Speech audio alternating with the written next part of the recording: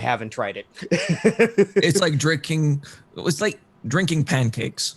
I actually had pancakes for dinner tonight. You can't beat that. I mean, the fat man in me. Drinking pancakes. The fat man in me is like, I want to drink pancakes. I was like, that Doesn't sound bad in theory. Yeah, I was like, I feel like I should be into that. But no, when I was in undergrad, there was this place near my campus that had a breakfast shot, and I don't know what was in it. A lot of alcohol, but it tasted like pancakes and maple syrup. It was very strange. I'm guessing probably some maple whiskey in there. I think, yeah, and some orange juice was in there too somehow. It tasted like breakfast, but if you had more than one, you were in for a rough night. Oh, yes, you are. Tastes like breakfast. It did. I feel like that needs to be their ad campaign. Tastes like breakfast. Right. I think we broke Joe. Oh my God! Okay, it's happening. Everybody stay calm. Joe is talking to the chat right now while we just go on about the random alcohol. I was actually laughing off screen while I was setting all this stuff up in the background because you guys crack me up so much. Oh my God, it's been. I'm more concerned why this beer, one of its notes, is fluffy. That's an interesting. Will this come through if I put it up to the screen? Nope. You have to do. So you got to do it like the beauty YouTubers and put your hand behind it. Oh yeah. Oh, she's got it. The last thing I am is a beauty YouTuber. But what description? Unfortunately, that's my Disaster? background. Our chat here, PH Disaster. I missed the description of the shot. Which one are we talking about here? Oh, the breakfast shot. Oh, fluffy and tropical mist. Yeah, maple. I don't know. It tasted like breakfast. It's like breakfast. Talking about how I describe whipped cream, though. I don't describe it as a taste. Right. I mean, you heard that descriptor a lot on like the Great British Bake Off. Fluffy? Yeah. I'm not the only one that watches that. Well, I mean, thank you so much. I mean, with that though, do the judges ever go? I'm getting nodes and whiffs of fluffy. Fluffy. See, unfortunately, I think of Gabriel Iglesias because of the fluffy bit. Oh yeah. So, like, are you taking whiffs of Gabriel Iglesias? I want to be with you. And again, I live in Los Angeles. So I know the smell of overweight. Yeah. Because you can smell it. Because you can smell it. Oh man. Oh, what did we do? What did we do? Well, we have 8 people on a podcast. This is what happens. Indeed. All right. Chaos This is usually how most academic conversations get started, as it is. So. Yeah, but that's with alcohol or yeah, perfect. We're on par. Yeah. That's if you want to talk about academic conversations. Oh my God. I don't know what those are. What are academic conversations? They usually start in a Scrounging bar. for food at university banquets. For real. Yeah. You see all the undergrads going, oh, let's all be professional, and see the graduate students, give me. I'm broke. Give me. If you see people in a banquet and they're like look young but are dressed professionally, they're undergrads. Yeah. If they're dressed in like raggedy sweatpants and are eating all the food, grad students. Totally. The stereotype is real.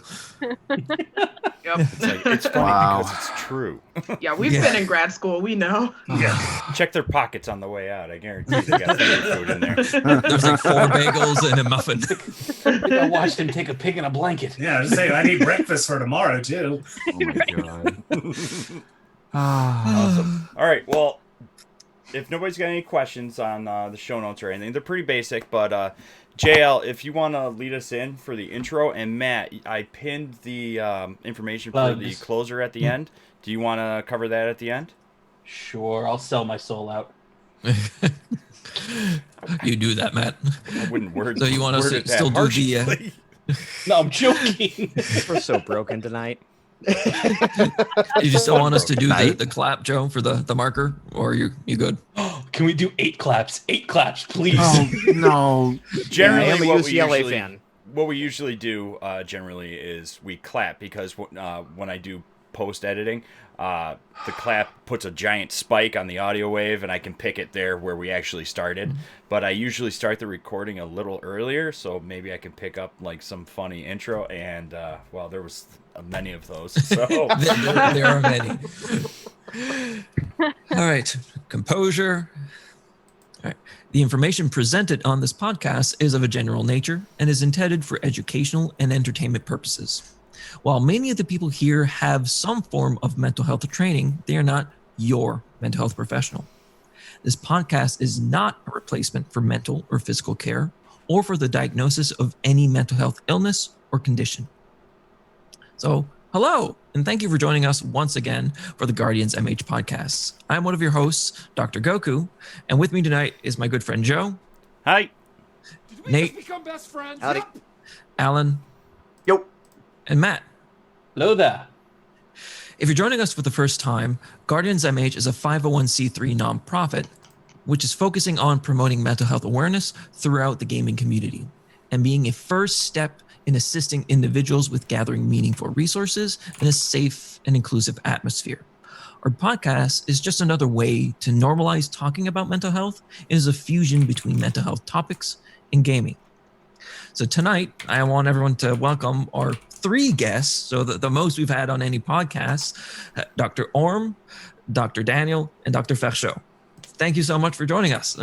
Yes, thank you so much. Thank you for It's having been a lot us. of fun so far. Yeah. I feel like I'm back in school. I'm not going to lie. I'm a little scared. I'm a little intimidated here. So for the people that may not know or that are joining us for the first time, Dr. Daniel, Dr. Orme, and Dr. Ferchaud were the research team that were part of the streamer mental health kit that we were part of building. And they did a big section on parasocial relationships. And as soon as I heard that, my ears perked up because, like I had already mentioned, I have a 100-page thesis sitting behind me somewhere on the exact topic. So they had my attention. Don't let him fool you. He knows exactly where it is. It's somewhere in the boxes and the stuff in my storage room. And in 2 languages.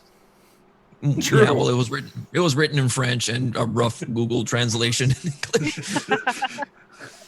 Yes, I do have to say, just touching on the Streamer Mental Health Kit program, I took that, and I told you earlier, that section of that course, talking about the parasocial relationships and the research that you all did together collaboratively, was amazing. You had my attention from the get-go as a layman and just an average Joe. It was so informative and so well put together, and it was so comfortable. The conversation that you had with it and delivering the information was so organic and just comfortable. I absorbed it so well. And when I was done taking the course, I think I went into the Discord server and even told Tony and everybody, like, I just finished. That was my favorite part. And then I told Jean-Luc too when I finished it, and he was like, I have to take this now. I have to see what you mean. And you know what? You did a fantastic job, and really, it's really an honor having all 3 of you on to chat with us tonight. Thank you. That's incredibly sweet. And I think we're all glad that that's been so well received. Yeah, and I mean, that's one of the goals that the 3 of us have talked about a lot, is trying to get our research out beyond just academic journals, which are, great. They're peer reviewed, they're, rigorous science, but they don't do a whole lot of good if that's where they end, right? So it's really something that we wanted to do. So we were so happy to have the opportunity to do that and to be on the podcast with you guys. Thank you. I gotta say, I'm glad it sounded fluid because I arranged the PowerPoint, and all it was, okay, Steph, you speak here. Arienne, you speak here. I speak here. So if it sounded fluid, I have no credit into that. No. You all did a really good job. For the people that may not know who you are, why don't you tell our viewers and listeners who you are? Who wants to go first? I'll go. All right. I'm Steph Orme. I'm a professor of communication and media studies. I teach at Emmanuel College in Boston, Massachusetts. And my primary area of research is actually in the video game industry and gaming culture. I do a lot of work from sort of a feminist lens. So I'm really interested in understanding how identity intersects with game design and also how players experience video games and also what it means to be part of whatever we call gaming culture and all the nuances that go into that. And also increasingly some esports and streaming research with that as well. That's fantastic. It's fun. Arienne, you want to go next? Sure, I'll go. My name is Arienne Ferchaud. First of all, I'm so happy that you pronounced my name correctly. That just warms my heart. Never happens. But I am an assistant professor at Florida State University down in Tallahassee. So while you guys are all in the snow, I am not. Must be nice. It is, yeah. I'm being requested in the chat group. also to talk about the meme group, which is my research group at Florida State University. Is the Multimodal Emerging Media Entertainment Research Group. So my research focus, as well as the focus of that group, is all about new and emerging media technologies as they relate to entertainment. So a large part of that is video games. I've been doing a lot of video game work recently, but also other forms like social media, and binge watching, things like that. And more recently too, I've been trying to get a little bit more into specifically mental health, and thinking about ways to reduce mental illness stigma through interactive media like video games. So it's something I'm really, really interested in. So I'm always happy to talk about it. Hello, everyone. I'm Dr. Emory Daniel. I am an assistant professor at Appalachian State University, which is in the mountains of North Carolina. But we do have snow, about 8 inches last night. So we're pretty much, anything that goes on in North Carolina, we're still significantly different in that capacity.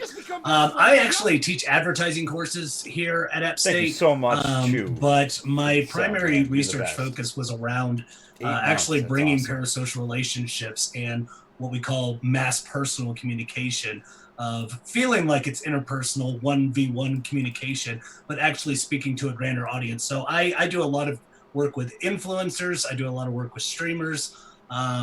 That's kind of how I got into gaming, and now it is taken a life of its own. Well, thank you all for joining tonight. Having this diversity of professional background, and certainly within the streamer kit, was such an addition. How did all of you kind of get interested in parasocial relationships? Because I know I have my own story of how I got interested into the topic. I guess I can start with this. So parasocial relationships are actually some of the first things I ever worked on in a research capacity. When I was at LSU, I worked with a woman by the name of Dr. Megan Sanders, who does a lot of work in. All right, give me a second. And that's kind of where I started to learn about that. Emory and I actually met after an 8 a.m. Parasocial Relationships panel at NCA, which is our National Communication Association, one of our major conferences. We had this whole panel on parasocial relationships, then we went to breakfast. And then we kind of kept in touch. Steph and I knew each other from grad school. And I think it was just kind of a natural thing that we fell into based on that interest, because it's just one of those things, right? Like, people are like, oh, you're so weird. You have like this relationship with this like media character. And I'm like, you better stop, because so do you. Everybody does, right? Everyone does. Everyone Yeah. does. So I think that's what I would say there. Yeah, I wrote a book on it. That's right. Not to kind of interrupt this flow, but I guess just for everybody listening and watching right now, could we kind of explain what the meaning behind a parasocial relationship is? That'd be great. Who Sure. wants to do it?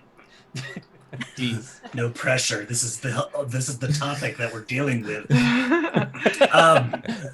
I can go. So parasocials, relationships and interaction, is a term that was coined in 1956 by scholars Horton and Wool. In fact, if you have any parasocial paper, it always begins with heart and wall. Basically, the concept was surrounded by this idea of having these real emotions and feeling like there's an interaction between myself as a viewer and a media figure. So when this first started out, this was talking about newscasters. So again, it was kind of a big thing in the 50s and 60s of, again, not only feeling like there's an interaction between the mediated character and the viewer, but also we look into kind of what happened afterwards. It kind of died down for a big period of time until social media came into play. And now it's made a huge revival to the point where scholars are having a lot of conversations about what is parasocial, what is social, because the idea behind it, it is a one-way relationship. It is a one-way interaction. So while the viewer may feel like something, feel like a significant relationship, I myself, as the person who is now on screen, doesn't know this person at all that's viewing me. Yeah, back in 1956, when Horton Hall really studied it, it was that new age of the newscaster on the TV, where it was that synonymous figure day in and day out that you knew at 6 p.m. this person would be on the news. You would build this relationship because we weren't inundated with Twitter and Facebook and everything by then. You would get the news either through the paper or on TV. And people started to build this relationship. I remember when I was really, really young, my grandmother talking to me about the old host of The Price is Right. She would watch The Price is Right every time around noon. It kind of became my thing of every kid when they were off of school sick. You watch The Price is Right while eating lunch. So true. Literally my childhood. Yeah. Right Oh my there. God, that's my I think you childhood. nailed most of us right there. Whenever I was sick. Trips. Way to hit Right the before field. before soap operas. Yeah. Soap What's scary operas. is- Oh, soap operas are great though for it. What's scary is if I was Oh. sick from school, it'd be Charmed in the morning on TBS, and then it would go to. Don't ask, and that everybody's gonna make fun of me because I watched Charmed. I No, love dude, Charm. All Thank of you. Charm. It's Yeah. such a good show. Anyway, Yeah. but then then I would dive right into Price is Right at 12 o'clock. Yeah, man. God, the flood of memories that just came into my head. Well, there's something to be said for that, because parasocial is linked with nostalgia, Yeah. and oftentimes. So, these considerations that we bring into these media figures of feeling these great emotions with, it has a lot of link with nostalgia. I can't help but think too, also in the game show realm, like Alex Trebek, right? Again, most of them, we never met the guy, right? But yeah, like you hear his name. He's a Canadian icon.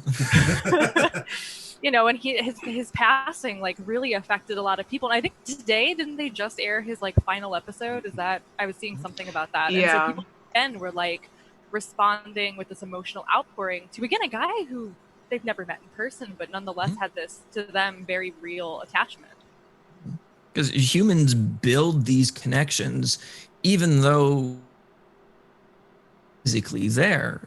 We have learned over time, because we are these social creatures. I'm going to the psychological aspect of it. We are these social creatures that many of the things that we have learned, we have never experienced, or the things that we have learned about have never seen.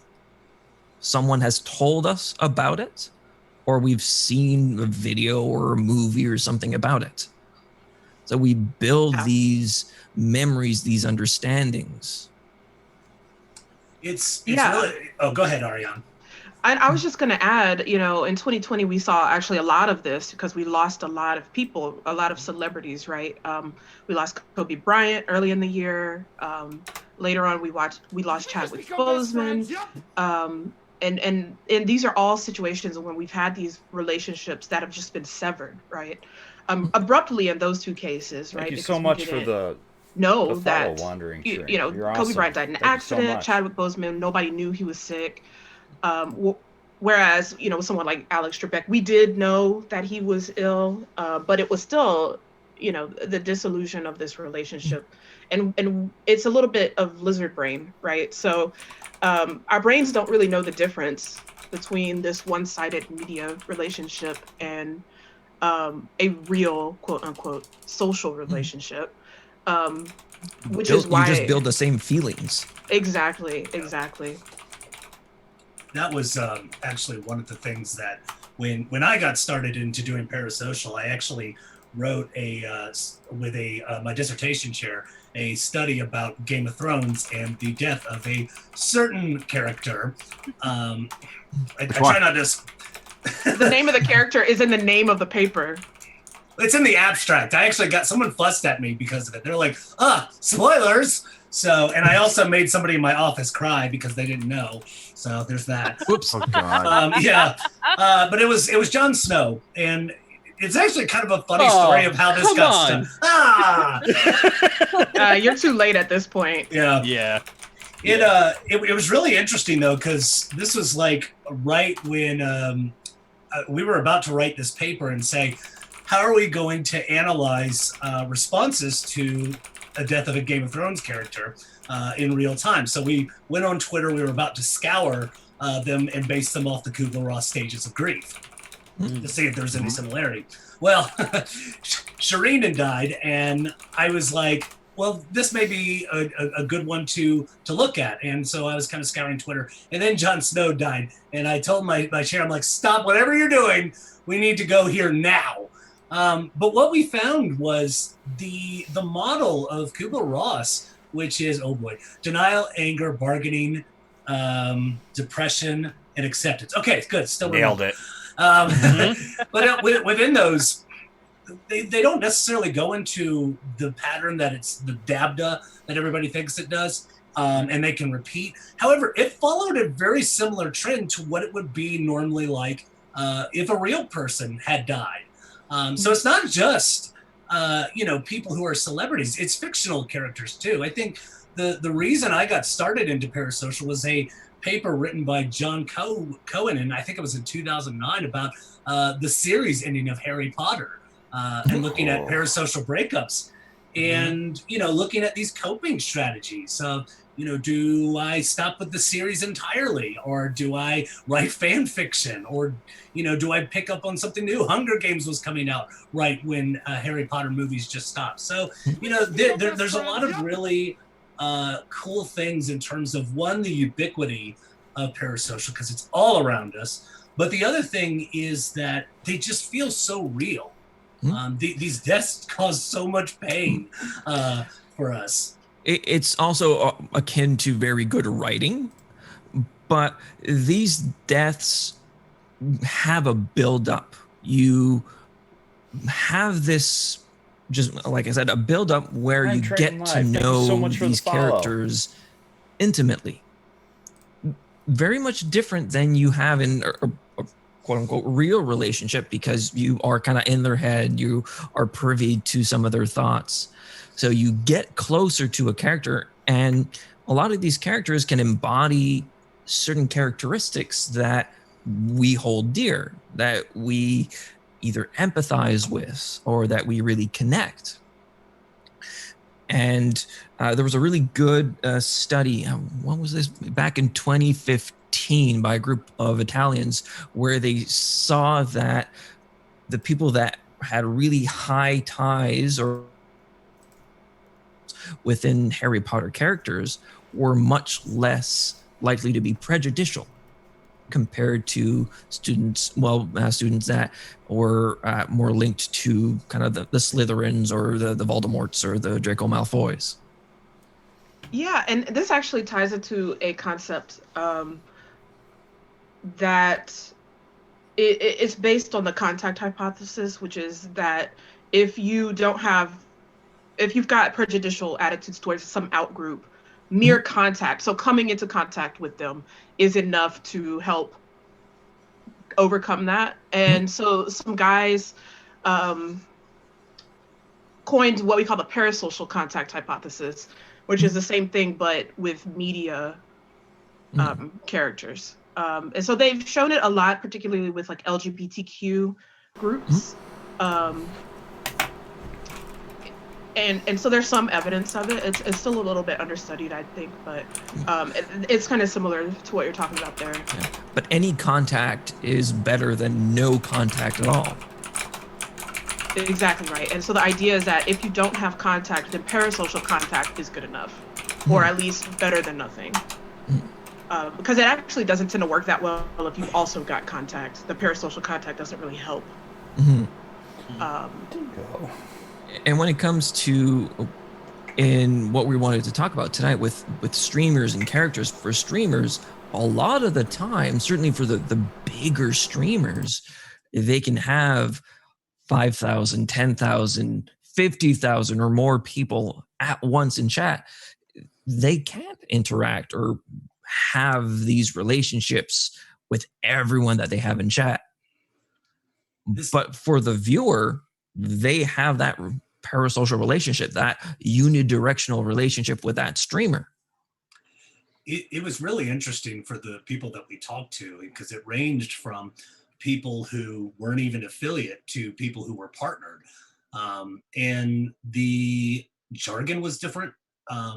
People who were much larger streamers were much more comfortable with calling their community fans, which are, excuse me, if you were a smaller streamer, it was almost considered faux pas to call them fans. They're like, no, this is my community. And they treated them as such. But, you know, one thing that really got to me, because I've definitely gotten into a few arguments with some people of, is this actually parasocial relationships? Because it's supposed to be this one-way communication. I've got the chat open right now for Twitch, and I'm reading the comments throughout. So in a lot of ways, I can look at the person that wrote a comment. I can say who that person is, and I can answer said question. So that's what we would call social interaction. But the interesting thing was, and it was like way beyond me, but when we got started on this research project, was people were saying, well, people watch on their PlayStation and they don't even interact, but they still come up to me at a conference like, oh my gosh, I'm your best friend. And that just floored me. I mean, I almost like dropped my recording device, because I was like, I never would have thought of that. I mean, I should have, but it's a lot of people have the streams on in the background. Yeah. It's akin to that TV newscaster that even though you're not actively watching, it's there. It's that presence. Right, and you're picking up all this information. So someone walks up to you and they can tell you about your wife and your kids, and you're going, I know nothing about you, right? But because you're the sole focus. You get people, fans or community members, however we want to identify them, that they enjoy that in a sense. They enjoy being able to be present within the chat and learn as much about someone as possible. And I don't mean this in like a creepy stalkerish way, but it provides that interaction that somebody might desperately need for, COVID quarantine reasons or just in general. Sure. And the research on streaming as a whole supports a lot of that, right? Like one of the primary motivations for people tuning into streams is social fulfillment, right? But a lot of studies have been finding that it's a lot of these people interesting social fulfillment for them doesn't mean engaging in the chat, right? In a project that I was just recently wrapping up, it was about people who religiously watch streams, and most of them talked about never engaging in the chat. But they still described it as a social gratification that they were receiving from this. And I was like, well, that's interesting, right? How do we define social when there's no kind of two-way interaction? And they were definitely touching on a lot of these parasocial themes. So, I think, again, it's in a lot of ways, I think more than people realize, streaming can be similar to a lot of the traditional media, like the talk show hosts that we were talking about in the 50s and the 60s. And I think something to keep in mind too when we're thinking about parasocial relationship is that nearly all of the research on parasocial relationships is from the perspective of the viewer. So it is one-sided on the part of the viewer, where they are interpreting interactions as being two-sided and they are not. almost no research looks at the media persona, which is what we're trying to do. So that's exciting. But there's arguments. Yeah, people definitely have argument like, okay, well, if the streamer is actually able to look in the chat and say, you XYZ, yay, blah blah blah blah blah, it's still a massive imbalance, right, in the amount of information that is being shared. It's a mention. It's not a meaningful interaction, right? It's not a real connection. Right. So It's akin to saying hello to a passerby on the street. Exactly. Rather than sitting down and actually having a coffee. Yeah, Remember that's a when we good could do that? analogy. Well, I know. and that got brought up a lot. Was the streamers? I think like 3 or 4 times during the interviews would say, "Who am I going to go get a beer with after the panel?" And they were very adamant about they've got like their crew that they go along with, which funny enough included their mods. And they were like, "My mod is." Look, I'm like going on a quick tangent. I can't. It was a game called Gamer Girl or something, where it brought in this mod who had no idea. I know who you're talking this about. person Yeah. was, and I was like, in no way is that reality, because mods are like the most trusted people within streamers, and we saw it like when people came to our interviews, mods would come Thank you with so much for the follow and converse with. I mean, it's not that they were bodyguards, us tonight. but I almost kind of say it's like akin to watching Devils Wear Prada, where Meryl Streep's looking over and say, "Who is that person?" And the mod's like, "Oh, this is so and so. You know them from? Oh, right, yeah, nice to see you." I love that movie. I own that movie. It's so good. We did find, Emory, that a lot of times, like the streamers said, they brought their mods along because they were like, my mod can honestly answer questions about my channel better than I can, right? And I think they're the one having the interactions. Exactly, Yeah. right? And so that's something too that I think one of the interesting things with, you know, if we wanted to talk about how streaming is still parasocial, is you may think you're having, as a viewer, all these interactions with the streamer, but you might be talking to mods. You might be talking, you know, to someone who you don't think it's that person, right? And So one thing as well layer. with the streamer, not saying that this is all for all streamers, but a lot of them, this is a persona or an exaggeration of who they are on stream. Yeah, rather than Dr. Disrespects and not Dr. Disrespect in real life. He has a wife and kids and he used to work in the gaming industry. Yeah, Steph and I actually have a piece about related to this topic about what people do in it was about YouTube, but a lot of the same logic holds. That this perception of authenticity is really important, and people want to be like, yes, this is the real person. At the same time, it's rarely a good idea to just be 100% this is my life, because then you might have things like people overstepping their bounds, showing up at your house, and you know, just the person I am in a camera. I'm in my house. I'm not talking, you know, I have a cat, that's it. This is me, right? So I don't like go around talking to her and like telling her stories, and you know, I'm kind of a more of a reserved person, whereas if we go by the example of teaching, for example, I'm much more animated, because that's what the audience expects, right? Right. Because for me, when I have clients in my office for therapy, I try to be as me as I can, but I still behave through a therapist's lens. So I try to have that very fine line between being very authentic, but also being the therapist. Yeah, this goes to the gosh, is it Gerbner? No, oh man, I can't remember the name of the Gerbner. The backstage cultivation. No, not Goffman. Thank you, Goffman. Yeah. Oh, okay. The front stage backstage behavior, right, where ultimately it is a sort of a performance, and we have different behavior for different audiences. When I'm talking with my friends, I'm not the same person as when I'm talking to my students, as when I'm talking to my mom. Thank you so much for as when I'm talking to my cat. You know, it's all different. And I think because we have this perception of authenticity, sometimes as viewers, we kind of get it twisted a little bit. Like, oh, I know this person, they're my best friend. I've seen all their backstage behavior, but you haven't. No, you've seen the persona that is there. Right, And I think. Oh, go ahead, Matt.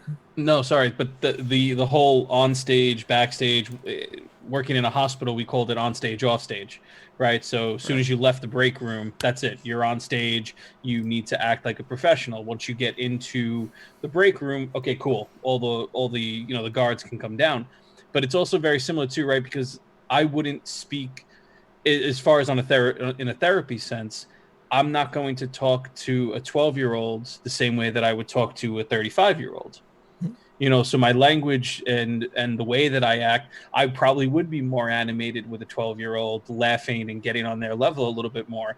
Whereas a 35-year-old is not going to want me to be like high pitched and animated and happy. They're going to want me just to listen to them.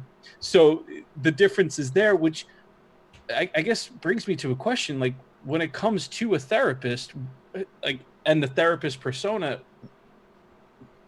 In my the way that I'm understanding it, at least, parasocial relationships touch on that very much. It sounds like it's not necessarily but it's not a one way. So that I do understand, but there are features there that seem to tie into a therapist. Because it'll depend on the therapist. Some therapists share nothing at all, and some can be a little bit more open. But again, you're seeing the person through this veil of the therapist. Yeah, and I you're reminding me of Mr. Robot. I don't know if you guys have seen Mr. Robot. Not yet, but it's on my to watch list, to be honest. Well, there's I'm not going to try to spoil too much about it, but there's a therapist character, Krista, who I'm trying to put therapy as a verb, and that's not right.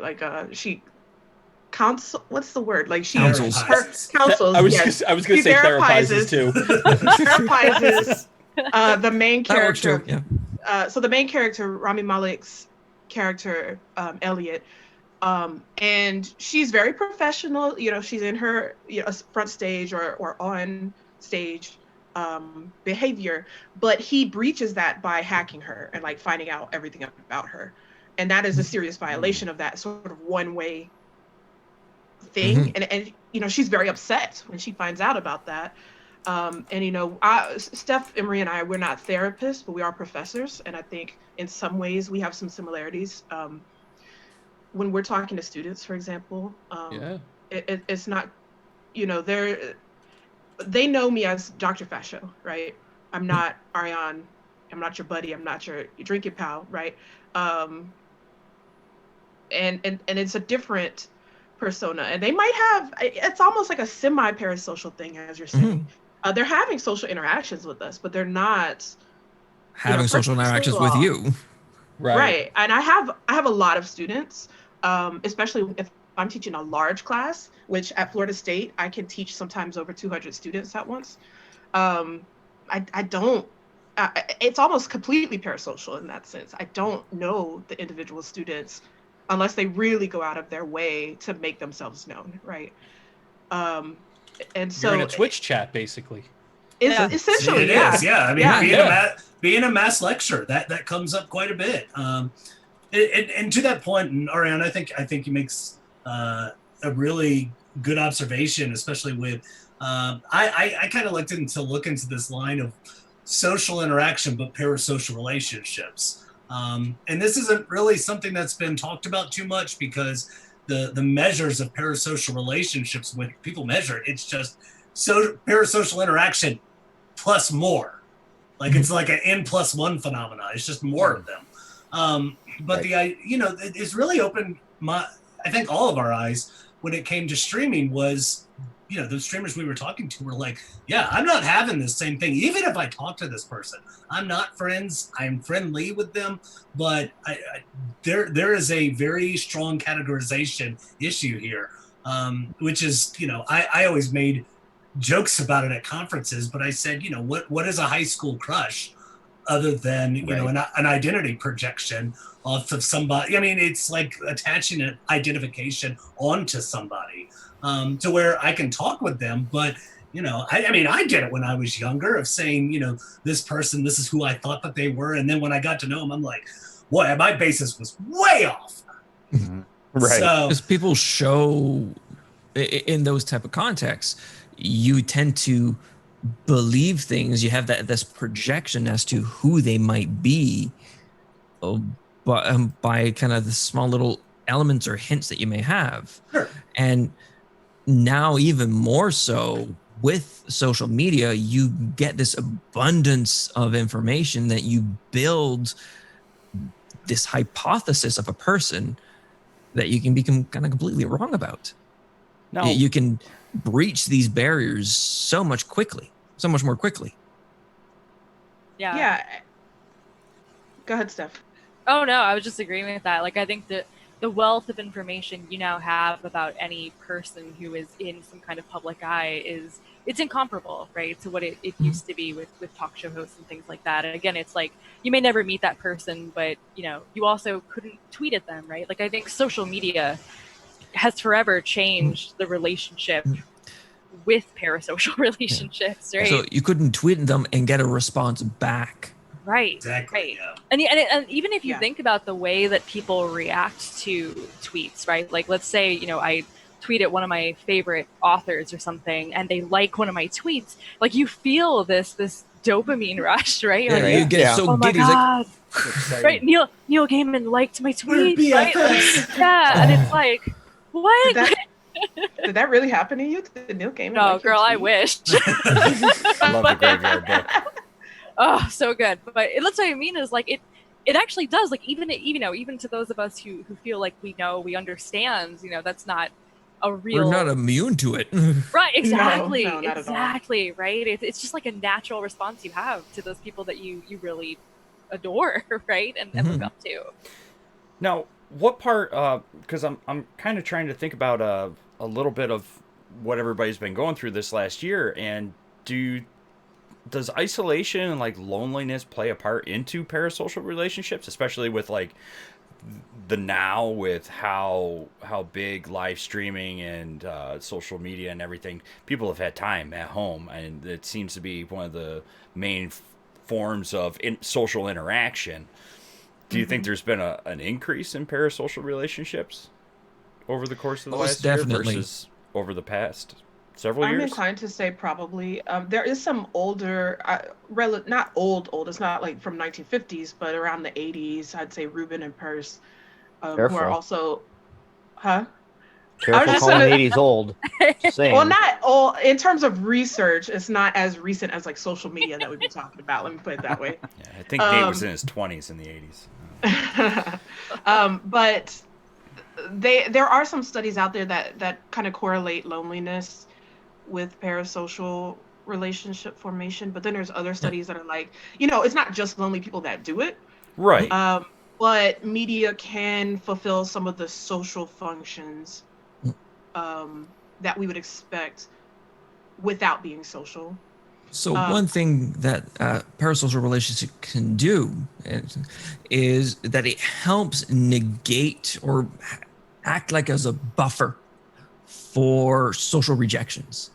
So there was a good study in 2009 by Derek, Gabriel, and I'm going to butcher the name, Hugenberg, where they really looked at how certain parasocial relationships are and these interactions can play this buffer role when people get rejected socially.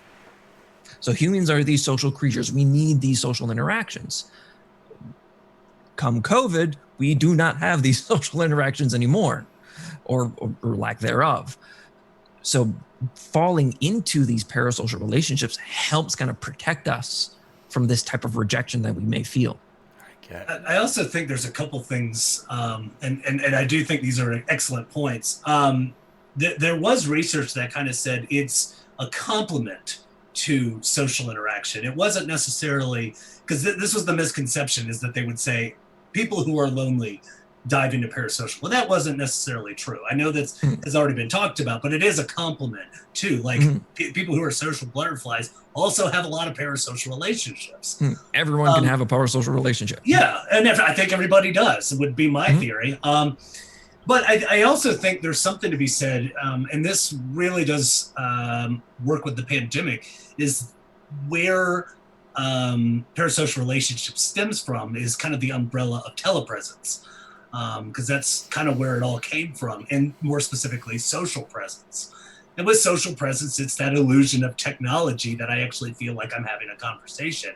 And what better way to talk about a Zoom call of, do I feel so engrossed that I feel like there is an illusion of technology that I feel like y'all are actually here?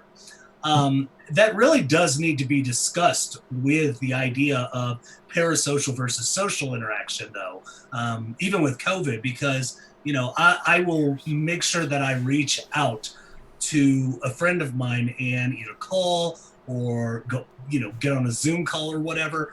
But then I also have those opportunities where I watch a streamer. You know, before this I was watching GDQ and Games Done Quick, and I've got a couple of influencers who I really like, who, yeah, I'm not pretending that we're friends or anything. You know, we do the research. I'm self-aware. Something as simple when we started this call. You know, we all poured a glass of scotch, and you guys felt the social contract there to go pour yourself your own. Right? We're not all sitting in a bar together, but remember we could all do that. But I will there's that also replication. I will also suggest too that there is a distinction between a mediated interaction and a parasocial interaction, which is that what we're doing right now is social. Us on the call. Yeah, because we're talking, we're interacting. Yes, whereas on the stream, on chat, you know, we might recognize a few names. We might, you know, be able to recognize people who maybe come to streams often. But at the same time, we're not having this sort of meaningful connection with them at this moment, at least. And so I think that's one thing to be pretty clear about. I'm going to throw a plug in here. I'm actually co-editing a special issue of Psychology of Popular Media, where we're talking about basically entertainment media in the pandemic. And hopeful we're in the reviewing stage of that now, but I'm hoping that there will be some papers about this exact topic. So keep an eye out. It'll be a few months yet, but given your other editor, I'd hope so. Because there are studies that show how these parasocial relationships, not only do they have these buffer effects, but it helps to reduce the deterioration of certain aspects of ourselves. Certainly now within the pandemic, nowhere near that I thought when I was writing my thesis that this would hold so true, where it helps kind of reduce the deterioration of cognitive tasks. It helps have a positive effect on your self-esteem. It helps raise your mood. So having these parasocial relationships helps to mitigate these things by linking yourself to a character, getting engrossed in this story, feeling you're connecting. So not to be the Debbie Downer of the group here right now, but here's my question, because as this whole conversation is going on, my head is going to, not that it's the same thing, but I'm kind of correlating between healthy attachments and unhealthy attachment when if we bring it to attachment theory. Is there such a thing as a healthy and an unhealthy parasocial relationship? And I guess I ask that because as a social worker who meets with clients, should I be looking out for, like, particular signs of what might be considered an unhealthy sort of relationship? Matthew, I don't ever want you to feel down about being the Debbie Downer, because I wrote 3 publications in a row that were all about death. I was the Debbie Downer, okay? As weird as this may sound, I kind of want to see those, if you don't mind. Yeah, I'd be happy to share. Yeah, please. Someone has to play devil's advocate. I mean, really. Bring that. To that point, I mean, this is exactly how the study that we were doing came about. It was a tweet that I saw from Steph. And Steph, you can describe, I think if you remember what it was. Man, at first I was like, oh, it was my tweet? Okay. I remember being involved, but I remember the idea, I don't remember the tweet itself, but we were talking about the voyeuristic nature of streaming. And just, I mean, if you look at this right now, like most of us, right, you can see our homes in our background. Presumably that's where people are, right? This is my family. Yeah. Right, yeah, right. For those that are watching, you're seeing what's in Exactly. front of me. You're not seeing what's behind me, which looks like a daycare. I got rid of Hollywood Squares. It wasn't working too well for me. But so many of us are broadcasting from bedrooms, right? This is like our guest room that I've like fake made look like an office so I can teach from home, like things like that, right? But a lot of streamers, right, they're broadcasting from their home. They're in a very vulnerable position just by the nature of again, maybe they're not posting their address, but they're revealing things about themselves to people who are watching them just based on like context, right? It's inevitable that you won't at least find out what state or general area someone's in, just like through casual conversation happening on their streams, right? Or things like their age or in some cases relationship status, and that can get wild, right? So I think it came about in thinking about the nature of being vulnerable as sort of a almost a requirement, right, for streaming in a lot of cases, and then of course how that uniquely affects women streamers, right, or streamers of color, who based on again having to be on camera lends itself to certain kinds of harassment and toxic behavior. We could even go into really talking about unhealthy parasocial relationships, things like stalking, right? So that was actually how we kind of got started talking about this project. The ways that I've seen it, merely in the research that I've done and the things that I've read, is the unhealthy part is where there comes this form of idolization of the person. So you're no longer looking at them as a friend, because a lot of people will build these parasocial relationships with people or characters where they have certain attributes that they either want to mimic or have themselves. Yeah. And the more they get engrossed, the more they put these people on pedestals. They start to idolize them, which can lead to stalking and unhealthy behaviors. I'm thinking of the example of Corpse Husband. Okay, so you guys heard of Corpse Husband? Oh yeah, love Corpse Husband. Yeah, I love him, right? But he doesn't show his face at all. Nobody knows what he looks like.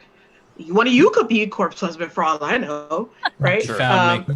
Okay, but I have another streamer that does the same thing. He's hidden, yeah.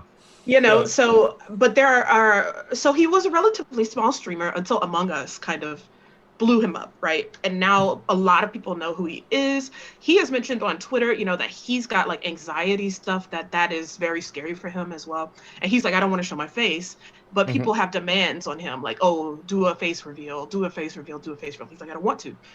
But there's because people want to have this connection, right? Yes, and or I even think in the Twitch meetups or the con meetups. Yeah, and I think it's coming from a place where I want to be close to this person, but it is not a healthy attachment in that case, right? Because it's so skewed.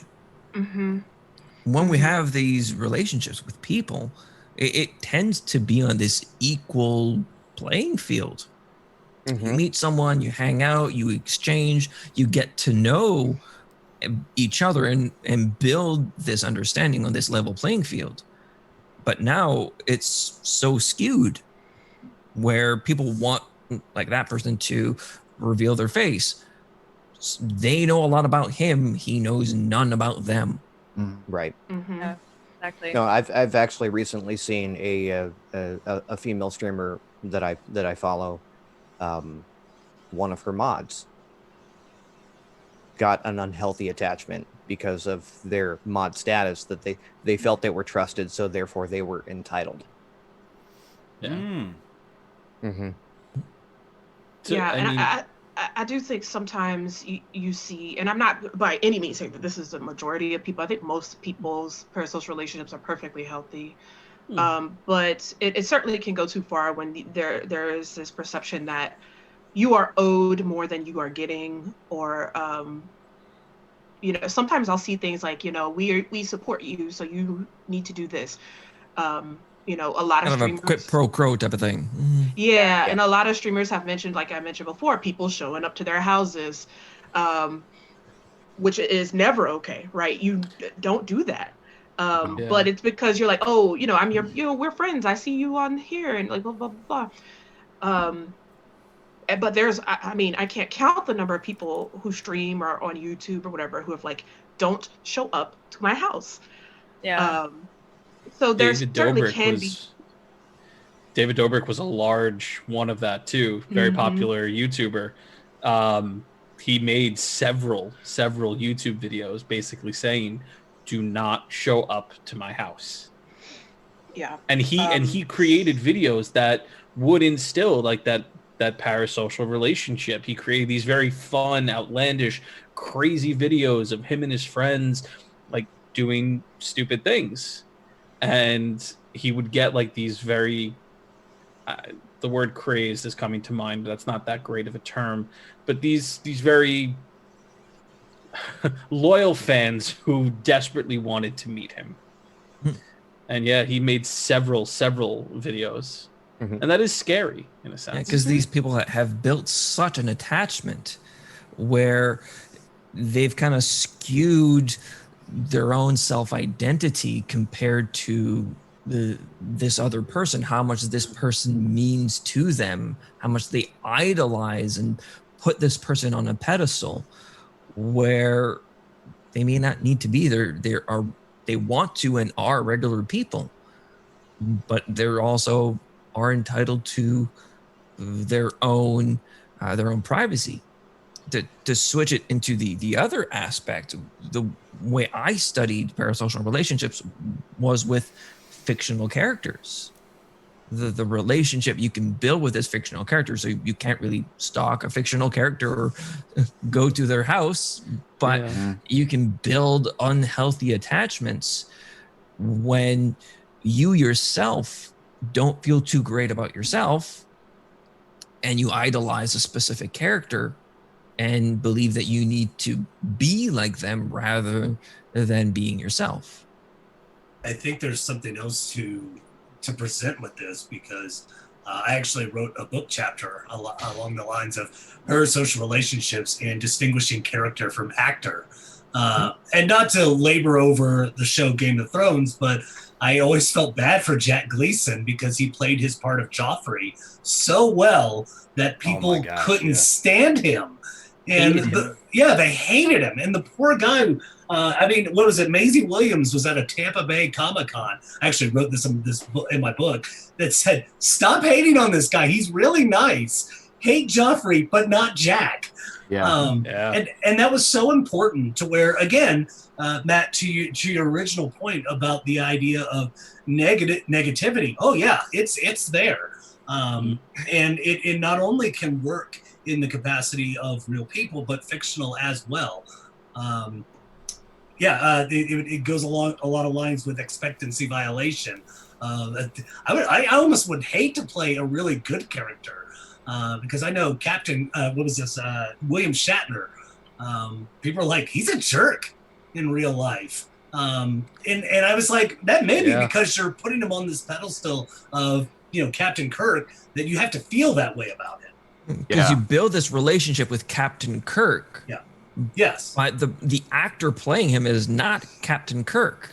He does not know what speed the sliding doors, move at, and the thrusters. He doesn't have those answers. Yeah, I mean that's one of the things living in Los Angeles like I do. I come in contact with a lot of celebrities just in passing because they live here, and some people are very they're people too, and some people are very surprised that the person they meet on at the Rite Aid or the Starbucks is not the person that they are watching on their shows.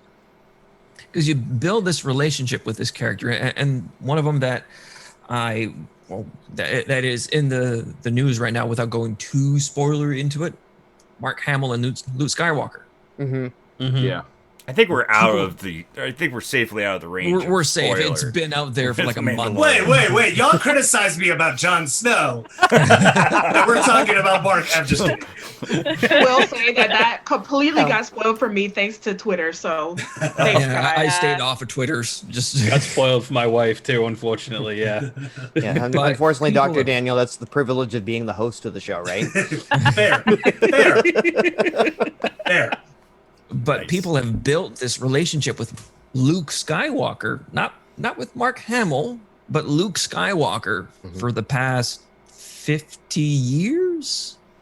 Yeah, but I think Ish. even Mark Hamill has built a relationship with Luke Skywalker. Yeah, That's because he's That's played true. him He's for embraced so it. long. He's embraced the character Yeah, very in a much so. sense. But I think when, just to finish on the Yeah, point, yeah, Matt, one thing that caught me off guard is when I finally realized who played the voice of Joker in Batman the Animated Series. Yeah. Mhm. It was Luke Skywalker. It was Mark Hamill, and it Yeah. floored me as a kid. Yes, me He too. How also can plays Fire Luke- Lord Ozai. Yes, he does. He's done Exactly. a lot of voiceover work, actually. Oh yeah, Right. he's amazing. Yeah. Yeah.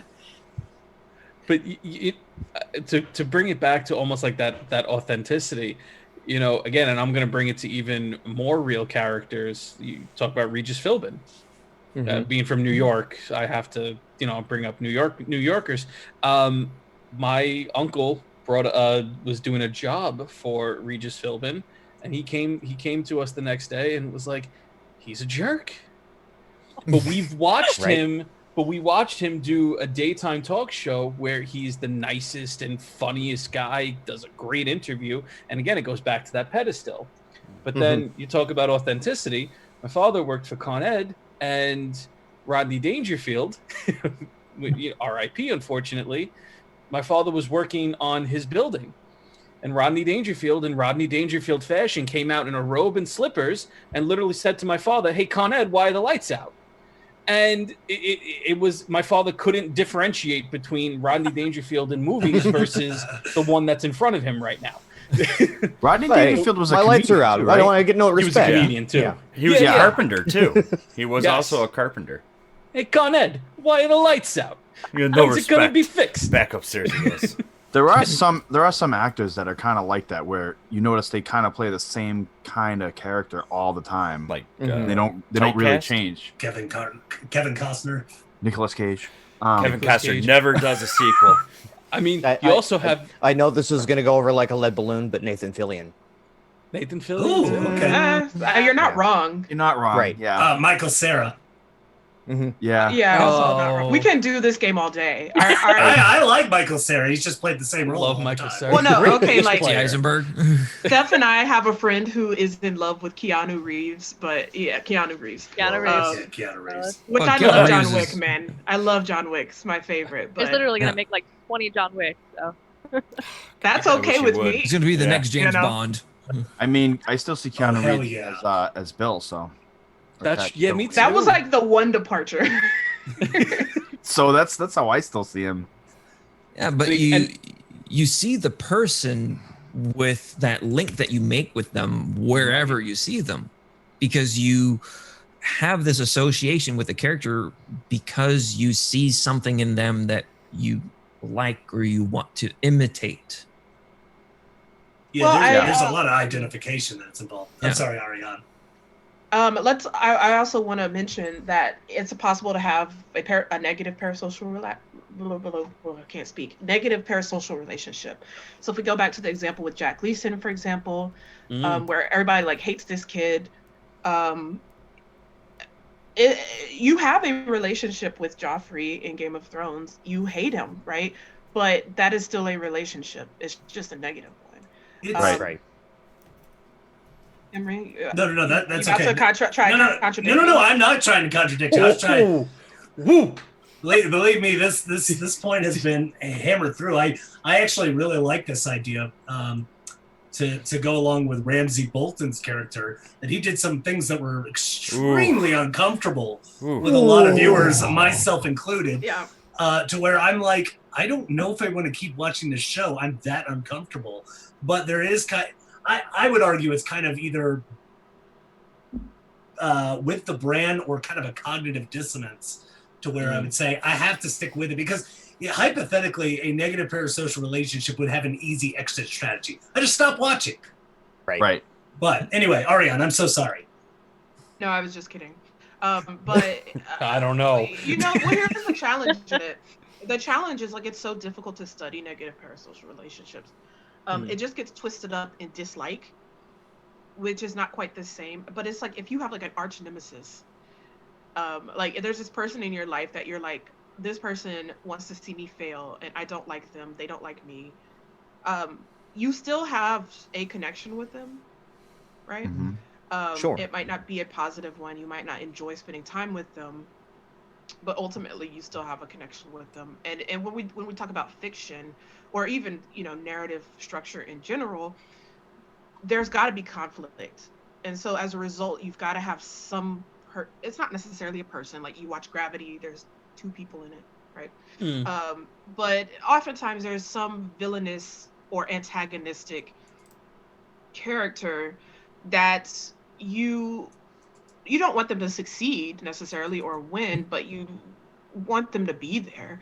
Like if we go back to the Batman animated series, life's more fun when the Joker's there. Right? And some people get very attached to a lot of the villains because they see things in the villains that they may be feeling themselves. I think there needs to be an important distinction though of I like the Joker because as chaotic evil as he is, he makes a lot of sense in a lot of cases. So and he's a lot more interesting than boring old Batman. But I will say one thing with negative parasocial is the idea of I genuinely stay in a relationship but I can't stand this person. This is actually a study a colleague and I are doing. We content analyzed the Facebook group Occupy Democrats, and the majority of the posts that came from our sample were about Donald Trump. So, this was the kind of thing. Now, a lot of it was, I'm scared for my life of what the hell is this person going to say? But a lot of it is, we're posting about this person versus posting somebody that's in our party. So, it does really get into this. I can't stand this person. However, I'm going to keep posting about them. And, in a way, they're still kind of living rent free in your brain. Right. And a lot of people have that ability to kind of stick with you, whether they are good or bad. And even more so now with social media, because we get inundated and flooded with so much information that we can't kind of turn it off. There's always something there. To contrast that as well, one of the reasons why I studied fictional characters is because oftentimes, certainly within games, it's a lot of a more active medium compared to a passive medium, which is reading or watching a show, where you're actually controlling the character. So you can kind of build 2 different types of parasocial relationships: the ones where you're playing an on-rails story versus a game like Mass Effect, which is kind of the one I fall back to, where you're making your shepherd. What is my shepherd going to do? How is my shepherd going to behave? We actually totally have another study about this.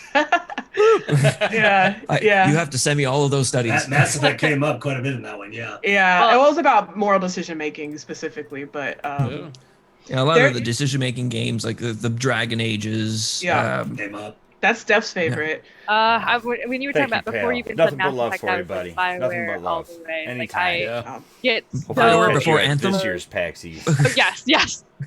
We don't talk I don't about even. Anthem. I don't even think of Anthem as like part of that.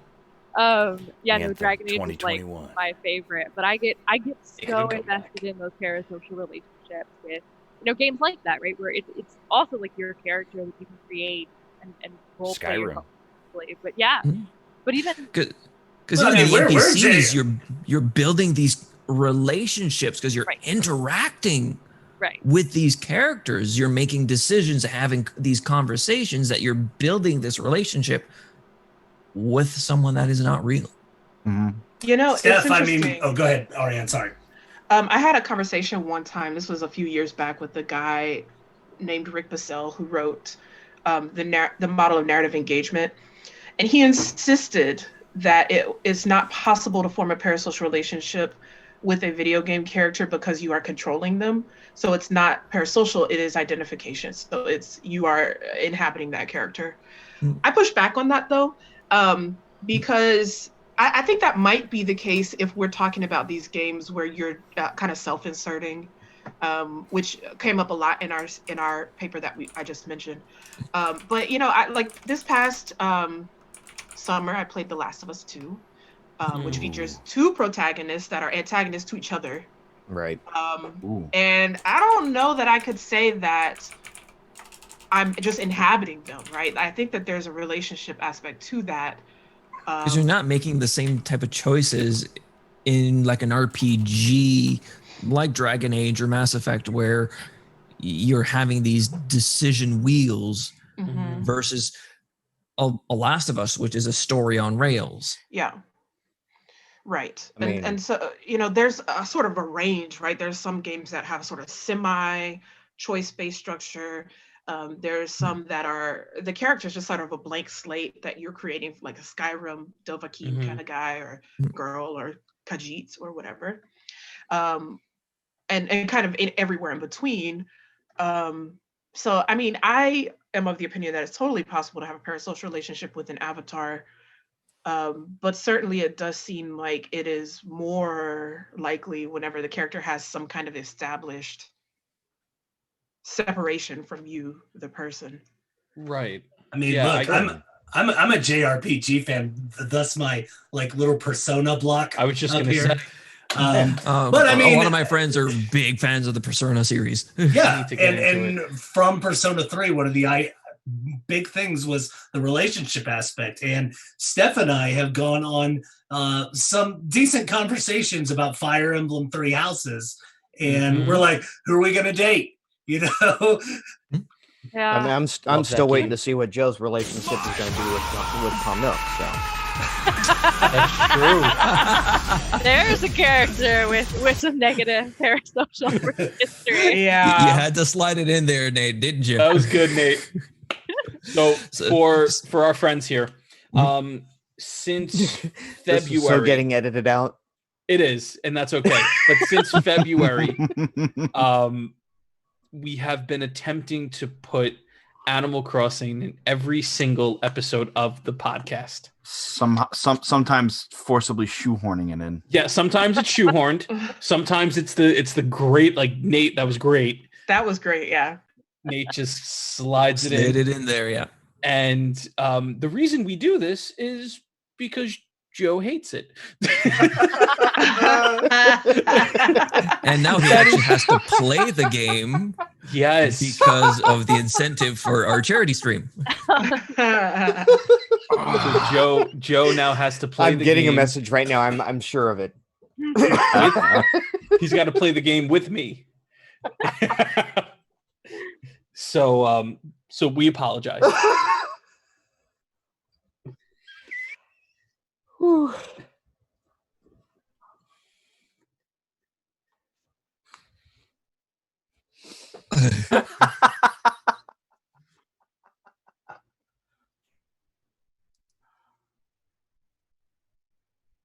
Ready when you are, friend. Ready when you are. I am also not into Animal Crossing, so I'm like the only one. A student of mine had an Animal Crossing graduation, and they had to like hook it up on Zoom so I That could was see cool. because I Oh was. wow. That's interesting. Yeah, it was actually really cool. I don't have Animal Crossing, so I was just like watching via like capture card. But Yeah. Animal Crossing is interesting because sort of there is no story, really. Yeah, no. Right. And so people sort of establish their own, which is super fascinating. We actually have lots of in that special issue that I mentioned, there's a few papers that people submitted that are about Animal Crossing. Because yeah. I mean, the game also came out at perfect time. Perfect time for them, worst time for everybody else. But it came out in a time where nobody had control over life. Yeah. In a sense, not to get dark and dreary, but the game, in a sense, made people have somewhat of control. They were able to control how their house looks, how their garden in the front looks, how many turnips they're going to sell. I went to go get some Swedish fish. Things like that. I'm extending this for Joe. The thing about any time that there was a Smash character announcement, like when Isabel was announced that she was going to be on Smash, I'm like, Animal Crossing people erupted. I mean, the same Very true. When Joker came on the scene with Smash Brothers, I was like, well, I'm buying the fighter pack. Which is so perplexing to me. Like, just it doesn't mesh with my idea of Smash Bros. To have when I played him, his name was Stinky Butt Face. That's not a real character. Oh, that's right. That's no. That's just what art. Yeah. Oh, no, right. well, so you can name him. So I named him Stinky Butt Face. And so every time somebody talked to him, they were like, "Hey, Stinky, what you doing?" Blah blah blah blah blah. Stinky Coon. So the Stinky-chan, Stinky Senpai. But I think also too, Smash is interesting. And I'm going to try to correlate this with parasocial relationships because, again, I mean, everybody is sort of demanding for their character, their who they want in Smash in either a healthy or, if you go on Twitter, an unhealthy way. Mm-hmm. So everybody was, oh God, when Byleth came out, everybody was pissed except for me because I'm like, great. I was like, I love Byleth. Yeah, Byleth's great. I'm still waiting for them to add Goku. Oh my God. But that's a joke, but that's a very real thing. People are demanding that Nintendo and Sakurai work with the creators of DBZ to get Goku in because that's their character. That's who they want their worlds to mesh. So for somebody who is a ginormous fan of Smash, they want their character who they love. Yeah, because they want to mesh it a little bit with Shonen Jump. Right. Because Shonen Jump did like that anime-esque Smash Bros. The Jump Force. Yeah. So, or they just want to do like their own fan fiction battle between Sonic and Goku and see who wins the Super Saiyan battle. That's it too. Absolutely. Goku would win. And here it begins. As I say, with the Goku figures there and a Sonic figure up here somewhere. I see it. I see its head peeking out in the corner. Yeah. In between Samus and Mega Man. Yeah. But would Goku beat Superman? Oh no. Oh no. No, next topic. Next topic. Bye. Yeah, exactly. Run away. But this is where these parasocial relationships really come in, where people are so invested with these characters because they know them in and out, but they've never met them. And they will defend them fiercely because they've built this attachment to them. Not that they hate the other characters, just mine is better. Yeah. So it creates this in-group, out-group aspect. Yeah, no, you're totally right. I mean, we're laughing and joking, but you're absolutely right that's ultimately an extension of parasocial relationships, right? I don't like. I have an example of when my nephews were younger. I have two nephews. They are now 9 and 5. But at the time of the story, they were like 3 and 7, and they were staying at my mom's house, and I was there for Christmas and stuff. And we went to the local library and got a book that was a race between the Flash and Superman. Okay. Now, in the book, as in canon, Barry Allen is faster than Superman. As it should be. That's his only power. I mean, he should be, right? But that could be debated. There are quite a few more other powers for the Flash, but they are all related to speed and the Speed Force. But my youngest nephew, who was again 3 at the time, at the end of the book, I read the end of it, and he was like, "No, Flash didn't win. Superman won." I was like, "But he actually didn't. Like, if you see here, like that's the Flash. He's in front. Superman's behind him. The Flash has won." And he's like, "No," and he cried. He cried because Poor guy. the Flash beat Superman in the book, and he would not stop crying until we said, "Okay, fine, Superman won." But that's a funny example, and I'm absolutely, when he gets older and like starts dating and stuff, I'm gonna tell everyone he brings home. You were going to bring that up at their wedding. Oh yeah, Absolutely. absolutely. 100%. That's a wedding. It's a story forever. But it brings up this aspect where we tend to defend what we care about so fiercely. Yeah. Like I was saying to Nate the other day, today I congratulated Team USA for winning the World Juniors. I love my American friends, but during World Juniors, Canada always is the best hockey team. But we see this like in the Olympics and stuff, right? Like, the U.S. is, obviously pretty nationalistic in terms of national pride.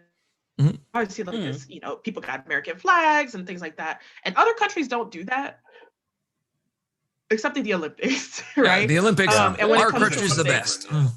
Absolutely. or the World Cup is probably even a better example. Oh yeah. Where like people get killed if they fail their country, right? I will say I had some conflict during, I think it was the 2010 Olympics, where U.S. was actually playing really well in hockey.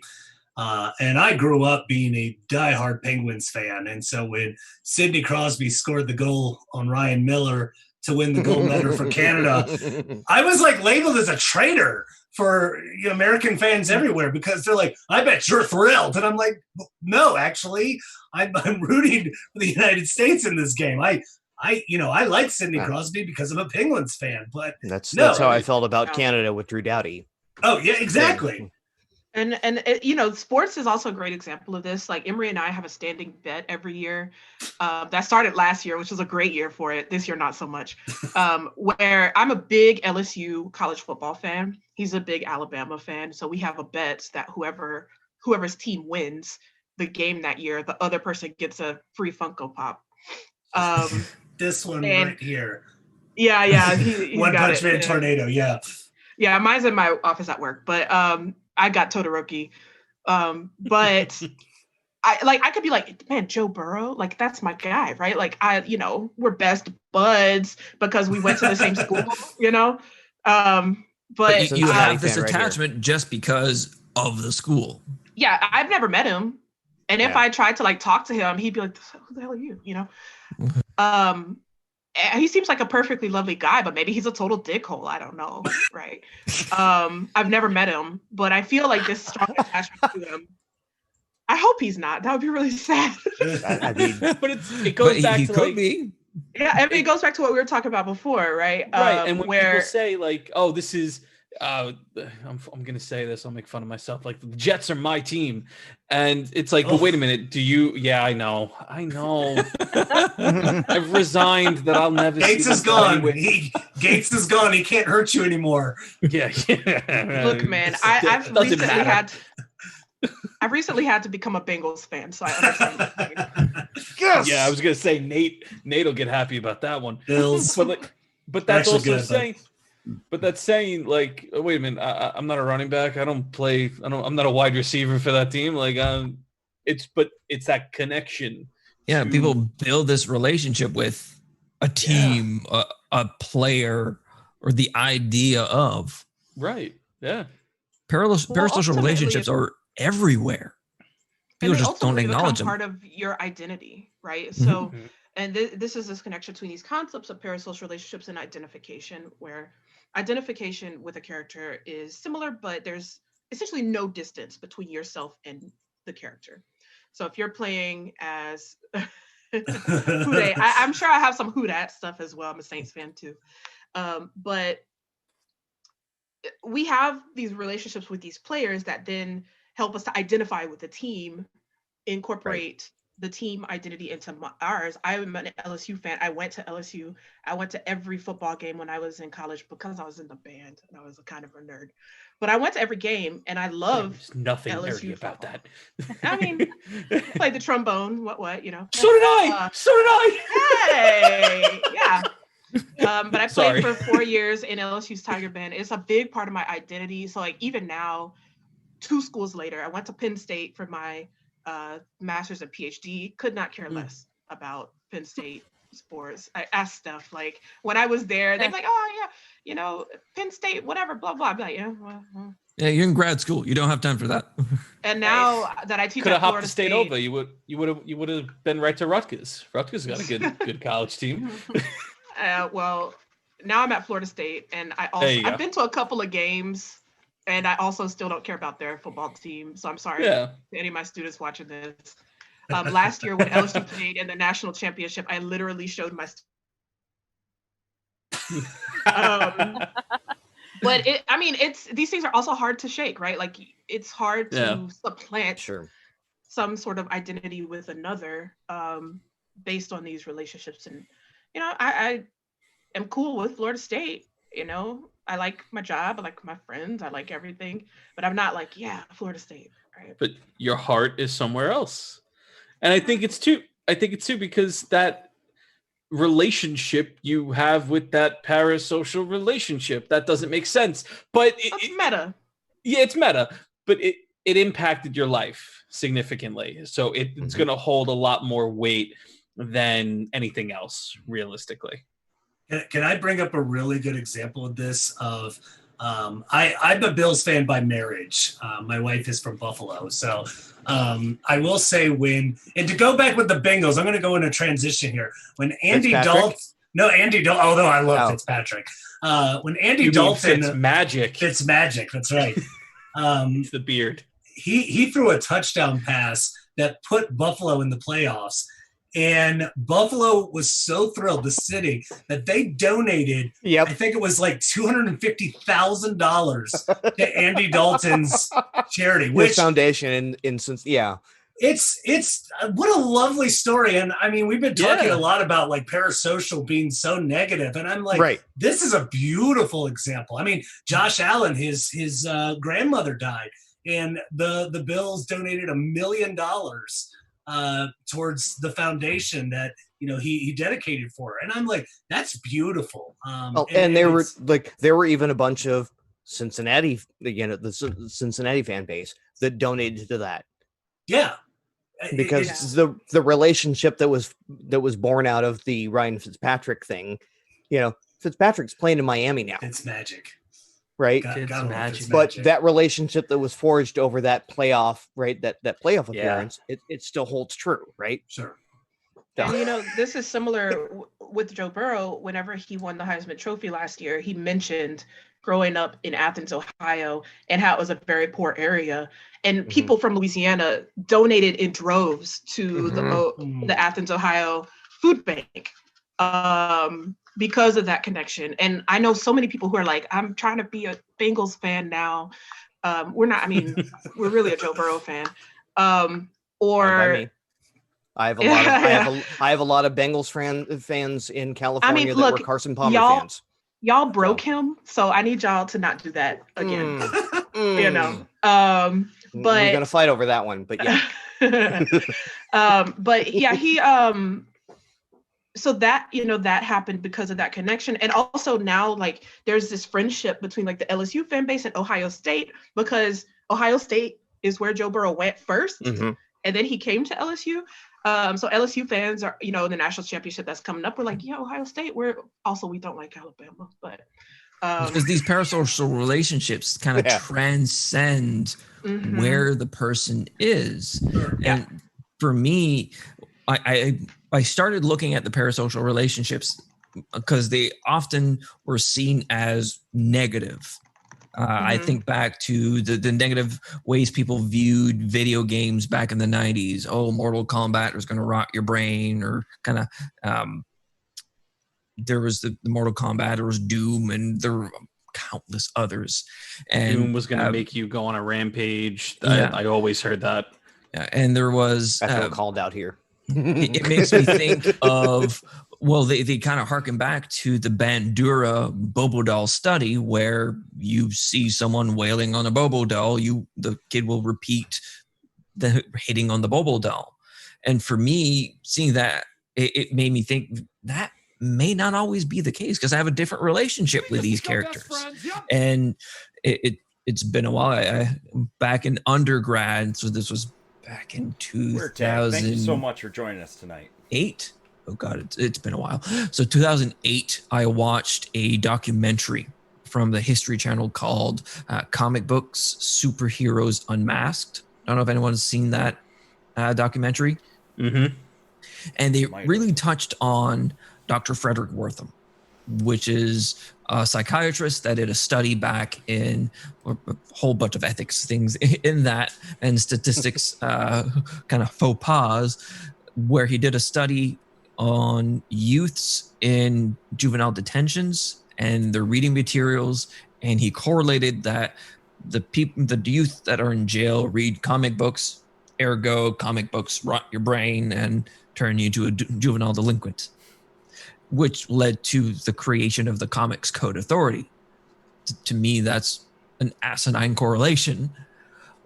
But I always looked at these characters, not if you look at like the book or the story that is going on, but at the foundation of these characters, what they can bring to you and help you be a better person. Because I studied parasocial relationships and pro-social behaviors, how those relationships help you be a better person. Right. A lot of people have the saying of, oh, what would Jesus do? All right, well, what would Spider-Man do in this case?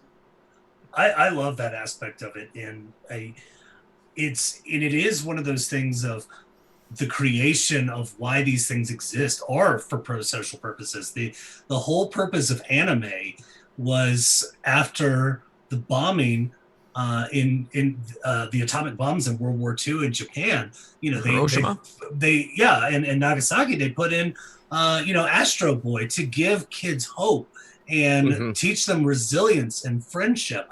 And I mean, I love shonens.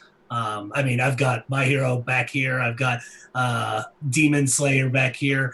Nice. And I was told as a young kid about a lot of things about media relations. But, you know, one thing was it was the anime's going to rot your brain and this, that, and the other. And I'm like, I have been taught, you know, pushing past my limits, that the people around me are extremely important, and, you know, honing on those friendships really does help build me as a person, and I can build them, by putting in that hard work. And I think there's so much to be said, not only because, I mean, again, parasocial relationships are very apparent in the anime world, but it is something of that identification where I feel like I want to be like Midoriya. I want to be like Tanjiro or Naruto. Naruto some things in Naruto, I kind of a dope, but he's a lovely dope, and he just wants to be around his friends and try really, really hard. And I love that aspect of just trying hard and being resilient, despite the fact that you can fail over and over and over again, but as long as you get up one more time, and that's great projection and identification with parasocial relationships and characters. Because there was a couple studies in 2004, 3, 4, and 13. So Calvert, Richards, and Kent, Gola, Richards, Luricilla, and Calvert, and Palmer. They really much studied kids and their relationships with Sesame Street, and how much they learned empathy and the importance of a diverse cultures, the grammar notions, and mathematics better while learning through Sesame Street, learning through that intermediary, than being taught in school. Because they had that link with that character. They were invested with that character. And I think I think another thing that this is highlighting is the importance of having parasocial relationships with diverse characters. So I keep going back to my nephews because I don't know, I like them. Who knows? But they are big superhero fans, and they love Black Panther. They love Miles Morales. In fact, my sister and brother-in-law and Santa got them a PlayStation 5, which I haven't even gotten one yet, but they got one, and they played Miles Morales in like 2 days, right? And they connect so strongly with those characters, and it's almost like, look, I can be like Spider-Man, right? I can be a hero. Maybe not literally, might not literally have, they know they don't literally have superpowers, but I can be this good person. Or, a big theme of Spider-Man Into the Spider-Verse was like, you get knocked, as Emory was saying, you get the crap kicked out of you. Life might beat you up, but every time you get back up. And because they it goes through really that connect with them. hero's journey that Joseph Campbell really put forward. Yeah. That a hero needs to fail so then they can pick themselves up and move forward, which really harkens to one thing I work a lot with my clients is post-traumatic growth. I work a lot with trauma clients on post-traumatic growth. What happened to you can either keep pushing you down and keep you down, or let's use it to light a fire under your ass and move forward. Right. And so I think it's really key that, especially when we think about children, actually a lot of the parasocial work is on children. And part of that is because people are worried, like, oh, think of the children, right? But what we see is that, kids connect with media characters, and if we say our brains can't tell the difference, theirs really can't. No, right? There was a whole bunch of studies on that as well. Where they don't know the difference between a fictional world and an actual world. I'm trying to remember the exact age, but I think it's 7. Yeah, it's like the 7 to 9 Piaget is when they start to develop the difference between the two. Yeah, and back to my nephews. We went to Disneyland one time, and my nephew was talking to Anna and Elsa from Frozen. He doesn't understand it. He didn't at that time, that they were not real. But for him, they were there. They went from the screen to. Yeah. And if we think about that's why Disney World is there. Exactly. And if we think about Sesame Street, back to that, it is the same kind of thing. Because Sesame Street, I don't want to be quoting wrong history here, so please someone correct me if this is not true. This is just what I remember. It's kind of created to give kids who didn't necessarily have great opportunities for education an opportunity to do that at home. And they often were very much like, we are going to make sure that we are showing, we're not lying to kids, we're not going to sugarcoat things. They rather famously had the death of Mr. Hooper back in the 70s, I think. And they make an effort to bring in diverse characters, even in the Muppets, and in the human people. Sesame Street because it goes back to that sort of parasocial contact.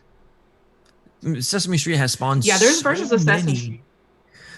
So many versions of it. For my son's 3, and for him right now, his main thing, he is obsessed with Blippi on YouTube. But Blippi is a character that, in a way, works the same way as Sesame Street did for me when I was growing up. He's teaching my son letters, colors, things floating or sinking. We've worked with him a little bit on things, but he's really picked it up there, and he's watching it in English, and we're French, so we're bilingual. Right. But he's becoming bilingual because he's watching English TV, and he understands both at 3. Right now, if I can get my daughter to stop dumping the cat food in their water dish to find out if it floats or sinks, that would be great. I love it. Well, like my nephews right now, they're doing online school because of the pandemic, and ultimately that becomes sort of parasocial. not, to the same degree. It goes back to what I'm talking about, where essentially they're doing online school and they have a teacher, but I mean, as a teacher, I know it's not the same. It doesn't, you don't get as much from the students. They might, not My even wife's be a middle paying school teacher. I attention. understand. Yeah, you could not pay me enough. You have to be paying me like $3 billion to be a middle school teacher. But like, even with me, my youngest nephew in particular, he doesn't want to sit there. And so like, it's important that the teacher has to try to engage him, but it is parasocial because she's getting nothing from him. He's not, he's not sharing anything with her.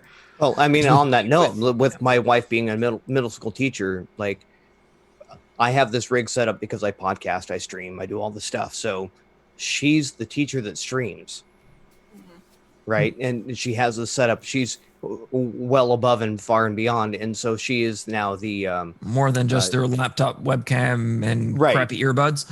Yeah, and she also runs the school's gaming club. So she's in charge of their Discord, which let me tell you, that's a nightmare. Because And for me, with therapy, having the teletherapy is harder than I would have thought at first, and even more so now, because I'm still doing the same thing, but there's this artificial barrier.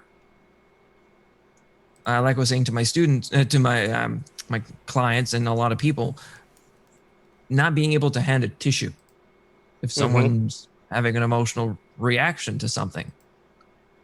I took it for granted because I practiced for years prior to that. So, they're crying. Oh, a show of empathy and hand the tissue. It builds this connection. And now it's right. Did you have tissue near you? You could grab it. Yeah, I teach statistics, and it is so difficult because it is ultimately really one-sided in a way that I never would have expected, but not being able to see on their face if they are confused, or not being able to see on their screen when we're using the software if they are doing the correct thing. So if they're teaching statistics, generally they are confused. Yeah, no, you're not wrong. And they probably need a tissue. I'm in the class. Yeah, that's what it kind of looks like. Actually, mostly it's just names. I don't see a lot of faces. But it kind of comes full circle, right? Because a lot of communications theories, they go through these cycles where it falls out of favor for a while, then it comes back. Two-step flow was one that opinion leaders kind of fell out of fashion when everybody had access to TV. But now that there's so much information, now we need opinion leaders again. And I think parasocial relationships, we kind of saw something similar. There was some work originally in the 50s, then we didn't really see too much until about the 80s and 90s. And then in the 2000s is when we started to get more, once we had more social media and more options for entertainment, frankly. And I think it does become relevant in situations like this, because it's I've changed my thinking in recent years about parasocial versus social being more of a continuum than a dichotomy. Whereas there's kind of a sliding scale of parasociability or parasociality. If you're watching me teach on Zoom, certainly there's social interaction, but not as much as if we were in person. But yet more than if, I was a streamer, you know what I mean? So that's the thing, is trying to figure out where that transaction is. Sure. So one thing I studied in my thesis and what I do with clients as well is think about our wealth of knowledge that we have, and how much of that knowledge that we have gained comes from people we have never met. We have never interacted with. Anything that is, where it be religious, you read the Bible or the Quran or that holy text, you're reading something that someone else wrote, so you're building a relationship with that. or you think about the Greeks, the relationships they had with their gods, because people told them these stories. The things that we know now, how Newton discovered gravity, well, quote unquote discovered. We never met Newton, we never had a conversation with him, but we know it, we've learned about it. So these are all these parasocial relationships. That's an interesting way to think about that. Yeah, Matt, we can't hear you. That's go ahead, Matt. Sorry. You're on mute. Yeah, I had it on my microphone instead. It is You're doing a amazing how large of a conversation we have had about this one topic. You know, we're going on like a 2-hour mark here. It just, and I think that shows the strength and just the complexity the scope and breadth of parasocial. this. Yeah, because it started in the 50s, died down, and started back up in the mid 2000s, early 2000s. Sure. And we are in such a technological era now that we can do things so virtually. Right. And build is that relationships that we never knew. Is that an adequate replacement for actual physical relationships now? So I think that's I'll be honest with you, that's a larger conversation, and we could probably sit here. We Another would 2 if I hours. didn't say anything. We will sit here until 2 o'clock in the morning. But I do think we need to start sort of kind of wrapping this up. And I'd rather give Joe grief about Animal Crossing. You already did. I'll edit that one out. I do. So I do want to thank everybody here today for coming, and sharing your knowledge with us, and just making this an awesome conversation. We need to have all of you back and continue discussing this. Yeah, because you know what? I'm having too much fun. Anytime. Jean-Luc thoroughly needs to join an after-con bar conversation. Let me tell you something about parasocial relationships. Give me 3 glasses of scotch and we're good. But again, it is amazing how we can intertwine all of these very scientific and very legitimate ideologies built within psychology and relate it to things that we love. We spoke all about pop culture, video games, anime, comic book characters, and made it this. I had a lot of fun this conversation, so I'm gonna be beaming for a little bit. But I do want to give our guests here an opportunity if they want to plug anything in particular before I go into my long rant. Yeah, shout yourselves out, by all means. I don't have anything to plug. Okay. Could you? Where can they find you? Yeah, where can they find Socials. Yeah, I can be found on Twitter at Ferchaud. That's FERCHAUDA, where I mostly tweet about random memes, LSU football, and the occasional GIF. And soon to be Joe Burrow. No, I do also tweet about Joe Burrow. Yeah. There we go. Cool. Yes, please. Oh, all right. So yeah, I can be found at Stephanie Orme. That's STEPHANIEORME. As far as plugging things go, I will say that I have recently launched an initiative that I'm calling Free Play, and the idea is it's about encouraging marginalized genders to participate in esports, which can be a really intimidating scene for people who feel overwhelmed by steep learning curves that a lot of esports games have. And so basically what we are doing in our first video series is launching later this month. but it's going to be a series of intro videos teaching people how to play League of Legends. That's the first game we're starting with.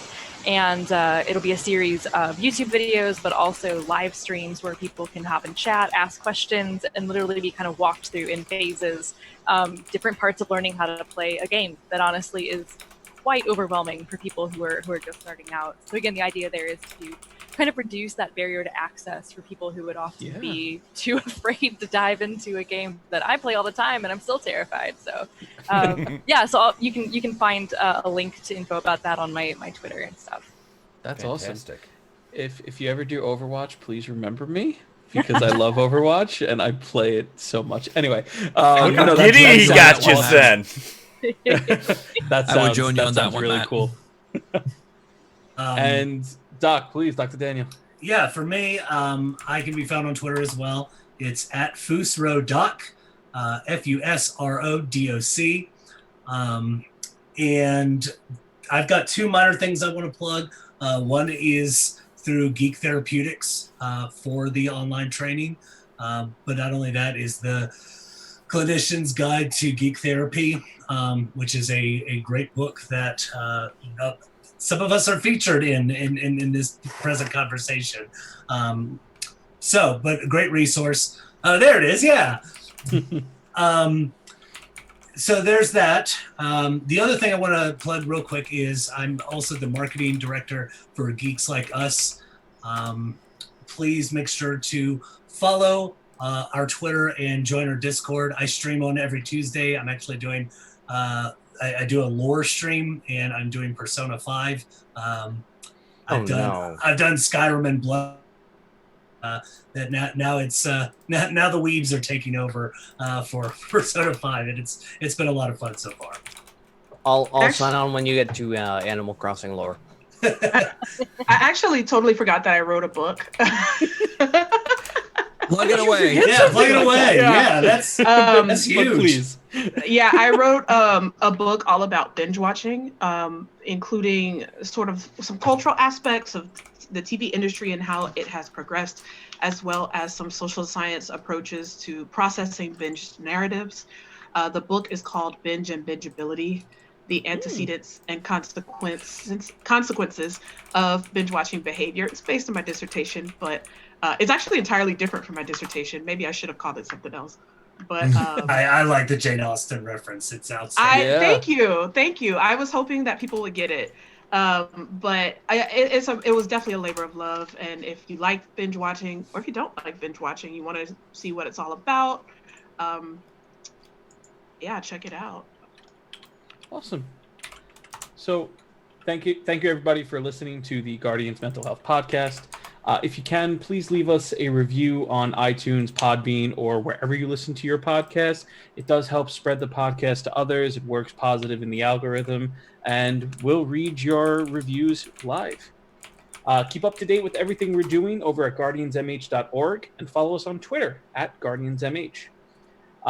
Feel free to join our partner Discord server at discord.gg/guardiansmh, where we provide peer support, mental health resources, and just a really chill community.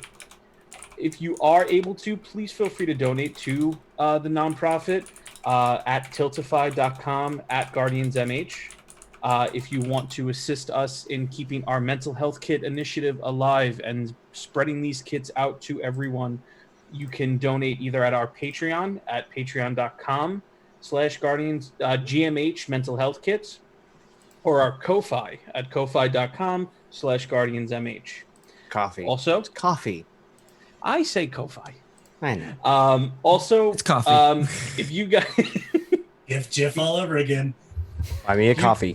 Yeah. If you guys want some awesome merch, very comfortable shirts that have our beautiful logo on it. Yep, there we go. Thank you, Doc. Feel free to check out bonfire.com/store/guardiansmh. All proceeds from the merch goes right back into the nonprofit, which keeps this organization running, keeping us spreading very positive resources, and keeps Joe's heater on. Keeps Joe's heater on. Mm-hmm. Not at all, though. It's not true. That's on my own electric, just so you know. And that's the end of our plugs. Oh, also, no, I'm sorry. Please also check not out. Dr. Daniel said it before, but also check out geektherapeutics.com, the mental health streamer kit. Almost everybody in this chat here had a handle in the streamer mental health kit. Please go check that out as well too. Yes, it's a fantastic program. You will enjoy it immensely, and I was going to actually plug that if you didn't get a chance to. And yes, I cannot praise that program enough, and definitely go check that out. Okay. But on that note, thank you so much for joining us tonight. It was a great conversation. Yes, Thank Thank you you all. so much for Thank having you. us. Yeah, thank you. All right. Alrighty. So, All right. bye-bye, everyone. Stop Are we stream. rating? Who we rating? Stop stream. Stop stream. Thanks for having on. Yeah, thank you. Yeah, it was a great talk. I Oh, think we would man. have gone for like another 2 hours. Yeah. Oh, believe I me, it felt was so bad. good. Careers on this. I felt bad cutting it off. I looked at the time and I was like, oh no.